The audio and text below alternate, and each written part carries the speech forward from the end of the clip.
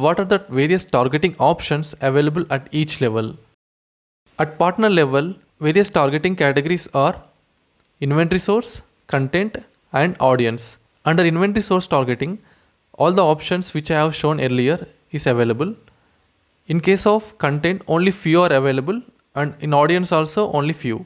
Here you can see geography falls under audience targeting, whereas environment, position, and channels and URLs, these three falls under content targeting.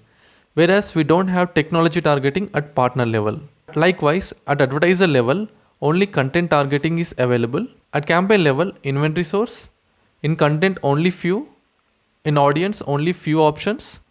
And there is no technology targeting at campaign level. At IO and line item level, we can find all the options which are required in DV360 are available.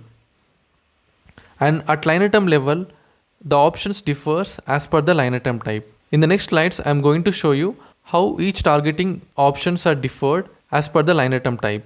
YouTube line item have an extra layer like ad groups. In this section, in YouTube line items, you can find content with a few options, audience with a few, and device. Whereas at ad group level, you can find content and audience.